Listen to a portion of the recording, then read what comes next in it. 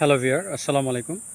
আজকে আমরা বৈরাগ্যের আসল ব্যাখ্যা নিয়ে কথা বলবো। বৈরাগ্য বা কৃচ্ছা সাধন এটির বিষয়ে কথা বলবো। সঙ্গে আছে আমি প্রভাষক ইফতেখার আহমেদ রতন। বৈরাগ্যের বিষয়ে আমরা ইসলামে ভিন্ন ভিন্ন কথা পেয়ে থাকি।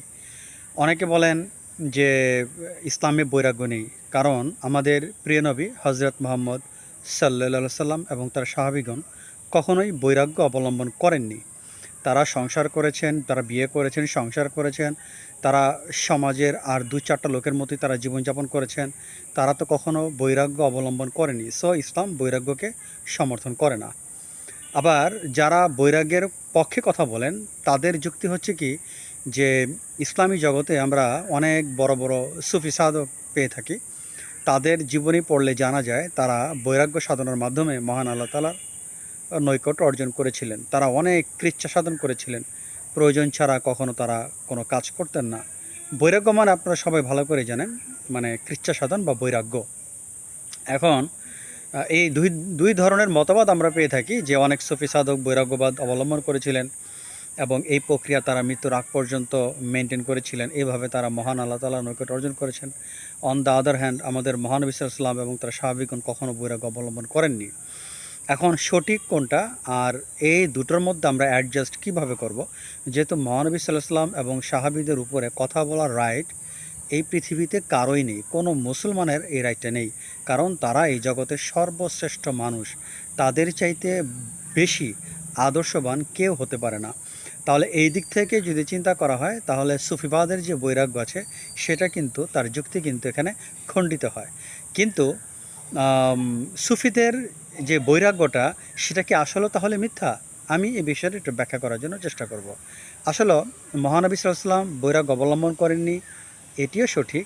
সাহাবারাও বৈরাগ্য অবলম্বন করেননি, এটিও সঠিক। অন দ্য আদার হ্যান্ড, সুফিরা বৈরাগ্য অবলম্বন করেছিলেন এবং এই প্রক্রিয়ার মধ্য দিয়ে তারা মহান আল্লাহ তাআলার নৈকট্য অর্জন করেছিলেন। তাদের পথও সঠিক। এখন হয়তো আপনারা ভাবতে পারেন, এটা আবার কেমন উত্তর হলো? দুটোই সঠিক, কিন্তু দুটো দুই মেরুতে অবস্থান করছে। হ্যাঁ, বিষয়টা আমাদের বোঝার ভুল। দেখেন, রাসূলদের কিন্তু তারা জন্মগতভাবে আল্লাহ পাকের নৈকট্য প্রাপ্ত। এটা আপনারা আমার চাইতে ভালো জানেন। নবী রাসূল যারা, তাদেরকে আল্লাহ পাক, তারা হচ্ছে আল্লাহ পাকের মনোনীত মহান ব্যক্তি। তাদেরকে আল্লাহ পাক ওইভাবেই পৃথিবীতে পাঠান। তাদেরকে আলাদা বৈরাগ্য সাধনা করতে হয় না। যেটা সাধারণ মানুষ সাধনার মধ্য দিয়ে, অধ্যবসায়ের মধ্য দিয়ে মহান আল্লাহ তাআলার নৈকট্য অর্জন করে থাকেন, নবী রাসূলদের এই কাজটা একদম করতে হয় না। তারা জন্মগতভাবে মহান আল্লাহ তাআলার নৈকট্য প্রাপ্ত। সেজন্য তাদেরকে আলাদা করে বৈরাগ্য সাধনা করতে হয় না, কৃচ্ছা সাধনা করতে হয় না। তাদেরকে বৈরাগ্য হতে হয় না, কৃচ্ছা সাধনাও তাদের করতে হয় না। কিন্তু সুফিদের যারা, দরবেশ যারা, তাদেরকে করতে হয়। কেননা তারা এই বৈরাগ্য সাধনার মধ্য দিয়ে মহান আল্লাহ তাআলার নৈকট্য প্রাপ্ত হন। আর রাসূলরা নৈকট্য প্রাপ্ত হয়েই পৃথিবীতে জন্মগ্রহণ করেছেন। সো তাদের সাথে সাধারণ লোকদের তুলনা করা যাবে না। এখানে আমাদের মিসআন্ডারস্ট্যান্ডিং আছে, আমাদের বোঝার একটা ব্যাপার আছে। তার কারণ মহানবী সাল্লাল্লাহু আলাইহি ওয়াসাল্লাম বা সাহাবী যারা ছিলেন, তাদেরকে দেখেন, তারা কি বৈরাগ্য অবলম্বন করবেন? তাদের সবচাইতে প্রিয় ধন তারা ত্যাগ করতেন, কোনো কষ্ট হতো না। নিজের জীবনকে ত্যাগ করতেন, কোনো কষ্ট হতো না। কারণ কি? তারা জন্মগতভাবে বৈরাগ্যপ্রাপ্ত। মহানবী সাল্লাল্লাহু আলাইহি ওয়াসাল্লামের সংস্পর্শে এসে তারা অটোমেটিক্যালিভাবে এগুলো তাদের মাইন্ডে সেট আপ হয়ে গিয়েছে, আলাদা সাধনা করতে হয়নি। মহানবী সাল্লাল্লাহু আলাইহি ওয়াসাল্লামের সংস্পর্শে এসে তাদেরকে এক্সট্রা বৈরাগ্য সাধনা করতে হয়নি। যে সকল মহান সাহাবীগণ মহানবী সাল্লাল্লাহু আলাইহি ওয়াসাল্লামের সান্নিধ্য অর্জন করেছেন, তাদেরকে এক্সট্রা কষ্ট করতে হয়নি। কারণ মহানবী সাল্লাল্লাহু আলাইহি ওয়াসাল্লামের চেহারা মুবারকের দিকে তাকিয়ে তার সাহচর্যে কিছু সময় থেকেই তাদের মধ্যে ওই বিষয়টা, যেটা একজন সুফি সাধককে 20 বছর, 30 বছর বা 50 বছর সাধনা করে করতে হয়, সেটা সাহাবীদের 5 মিনিটও লাগেনি। কারণ মহানবী সাল্লাল্লাহু আলাইহি ওয়াসাল্লামের সাহচর্যে এসে তাদের মধ্যে এটা অটোমেটিক্যালি মাইন্ড সেট আপ হয়ে গিয়েছে। এতটা তিনি মহান আল্লাহ তাআলার, এতটা তিনি নিকটবর্তী ব্যক্তি ছিলেন আমাদের প্রিয় নবী হযরত মুহাম্মদ সাল্লাল্লাহু আলাইহি ওয়াসাল্লাম। যার কাছে কাফের এসে, যার কাছে একেবারে একজন বাজে লোক এসেও তার চেহারা মোবারক দেখে তার মধ্যে একটা আমূল পরিবর্তন হয়েছিল, যেই পরিবর্তনটা আমাদের করতে হলে শত শত বছর লাগবে। এটা একটা ভাগ্যের ব্যাপার, এটি একটি বিশাল ব্যাপার। যাই হোক, মূল আলোচনা চলে আসি। এখন আম, যারা সাধারণ মানুষ, আমাদেরকে কিন্তু বৈরাগ্যটা আমাদের জন্য দরকার। কিন্তু বৈরাগ্যটা আসলে কি, এটা একটু সংশয়।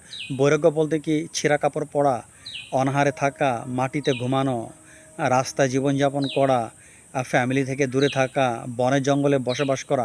আমরা বৈরাগ্য বলতে কিন্তু এটাকে বুঝি, কিন্তু অ্যাকচুয়ালি বৈরাগ্য বলতে আজকে আমি আপনাদেরকে যেটা বলবো সেটা কিন্তু সম্পূর্ণ ভিন্ন, হয়তো আপনারা কখনো সেটা শুনেননি। যে এটা আবার কী ধরনের বৈরাগ্য।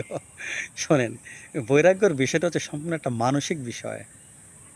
বৈরাগ্য কখনো বাহ্যিক নয়। বৈরাগ্যের অর্থ হচ্ছে কি জানেন? বৈরাগ্যের মূল লক্ষ্যটা কি আগে এটা বুঝে নিন। বৈরাগ্যের মূল লক্ষ্য হচ্ছে এই পৃথিবীর প্রতি মানুষের ভালোবাসাকে জিরোতে নিয়ে আসা। পৃথিবীর ধন সম্পদ টাকা পয়সা যা আছে সব কিছুর প্রতি মানুষের আসক্তি বা ভালোবাসাকে 0% আনা, যেন এগুলো সে মৃত্যুর সময় সহজেই ত্যাগ করতে পারে, তাকে নরক যন্ত্রণা ভোগ করতে না হয়। মহানবী সাল্লাল্লাহু আলাইহি ওয়াসাল্লাম এবং সাহাবীদের জীবনে আপনারা আমার চেয়ে ভালো জানেন যে সাহাবীরা তাদের জীবনকে ত্যাগ করতে সেকেন্ড দ্বিধাবোধ করতেন না ইসলামের জন্য। তাহলে দেখেন তাদের চাইতে বড় কি বৈরাগ্য আছে?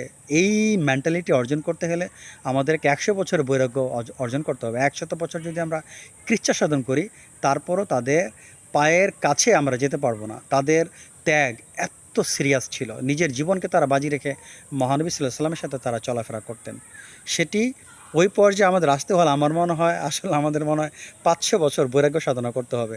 তারপরও মনে হয় এই দুনিয়ার প্রতি আমাদের আসক্তি থাকবে, সন্তানের প্রতি, স্ত্রীর প্রতি, ধন সম্পদের প্রতি। 500 বছরে আমরা যেই ইয়েটা পাবো, বরকতটা পাবো, তারা মহানবী সাল্লাল্লাহু আলাইহি ওয়াসাল্লামের সাহচর্যে এসে সেটা এমনিতে পেয়ে গিয়েছিলেন। ত্যাগ বলতে তাদের কাছে কোনো মূল্যই ছিল না, তারা 1 সেকেন্ডের মধ্যে জীবনকে ত্যাগ করতে পারতেন। যাই হোক, এখন আসলে ইসলামে বৈরাগ্য বলতে এই মানসিকতাকে বোঝায়। এই মানসিকতা হচ্ছে বৈরাগ্য। একজন ফকিরও তো সে রাস্তায় বসবাস করে, তার ছেঁড়া কাপড়, তার পরার কিছু নেই, খায় তো খায় না। অনেকে বনে বসবাস করে, অনেকে জঙ্গলে বসবাস করে। সে কি বৈরাগ্য হয়ে গেল? না, কখনই না। কারণ সে কখনো বৈরাগ্য হতে পারবে না, কারণ তার মধ্যে সম্পদের ভালোবাসা আছে। সে সম্পদ চায়, সে বড়লোক হতে চায়। বড়লোক হতে না চাইলেও অ্যাটলিস্ট সে সম্পদকে ভালোবাসে, সে একটা উন্নত জীবনযাপনের আশা করে থাকে। অন দ্য আদার হ্যান্ড, একজন রাজা কিন্তু বৈরাগ্য হতে পারে। কিভাবে বৈরাগ্য হতে পারে? যদি সে রাজ্য শাসন করে শুধুমাত্র মহান আল্লাহ তাআলাকে খুশি করার জন্য, মানুষকে খুশি করার জন্য নয়, আর এই দুনিয়ার প্রতি তার কোনো প্রকার আসক্তি বা ভোগবিলাস কোনো কিছুর প্রতি তার কোনো মায়া নেই। হযরত উমর রাদিয়াল্লাহু আনহু, আপনি জানেন, আপনারা জানেন, উনি কিন্তু অর্ধজাহানের বাদশা ছিলেন। কিন্তু তিনি একজন চরম বৈরাগ্য, কারণ তিনি মহান আল্লাহ তাআলাকে খুশি করার জন্য একটা টাকাও কিন্তু তিনি দেশের একটা টাকাও কিন্তু তিনি অন্যায়ভাবে গ্রহণ করেননি। তিনি মাদুরে ঘুমিয়েছেন, ছেঁড়া কাপড় পরেছেন। এটা বৈরাগ্যের চরম দৃষ্টান্ত। সোজা কথা যদি আপনাদের আমি বলি, বৈরাগ্য বলতে আপনারা এটা ভাববেন সবসময় যে এই দুনিয়ার প্রতি, ক্ষণস্থায়ী দুনিয়ার প্রতি আপনার ভালোবাসা না থাকাটাই বৈরাগ্য। আপনি এই দুনিয়ার ধন সম্পদের প্রতি, দুনিয়ার কোনো ব্যক্তি বা বস্তুর প্রতি যদি আপনার ভালোবাসা না থাকে, আপনি সত্যিকারের একজন বৈরাগ্য সাধনাকারী, আপনি সত্যিকারের বৈরাগ্যবাদী। হ্যাঁ, আপনাকে ছেঁড়া কাপড় পরতে হবে না, কোনো সমস্যা নেই। অন দ্য আদার হ্যান্ড, আপনার ভিতরে যদি দুনিয়ার ভালোবাসা থাকে, আপনি জঙ্গলে বাস করেন আর যাই করেন, মন তো আপনার দুনিয়ার প্রতি, আপনি খাঁটি দুনিয়াদার। এইটা বুঝতে হবে। বৈরাগ্য হচ্ছে মানসিকতার বিষয়। আপনি কিভাবে নিজের জীবনকে ত্যাগ করতে পারেন মহান আল্লাহ তাআলার জন্য, আপনি কিভাবে আপনার প্রিয় জিনিসকে ত্যাগ করতে পারেন মহান আল্লাহর জন্য, এই মানসিক শিক্ষাটাই হচ্ছে বৈরাগ্যের মূল কথা। যদি আপনি মানসিক শিক্ষা অর্জন করতে পারেন, সো আপনাকে এক্সট্রা করে ছিঁড়া কাপড় পরতে হবে না, এটা কোনো বিষয় নয়। বৈরাগ্যের মূল কথাই হলো মহান আল্লাহ তাআলাকে রাজি খুশি করার জন্য নিজের জীবনকে সেকেন্ডের মতো উৎসর্গ করা। মহান আল্লাহ তাআলাকে রাজি খুশি করার জন্য নিজের প্রিয় জিনিসকে উৎসর্গ করা। প্রয়োজন হলে আমি সেটাকে উৎসর্গ করব মহান আল্লাহ তাআলাকে রাজি খুশি করার জন্য। এই মানসিকতার থাকার নামই হচ্ছে বৈরাগ্য। তাতে আপনি ছেঁড়া কাপড় পরেন আর দামি পোশাক পরেন, ইট ডাজন্ট ম্যাটার। আশা করি ভিডিওটি বুঝতে পেরেছেন। আজ এই পর্যন্ত, আল্লাহ হাফেজ।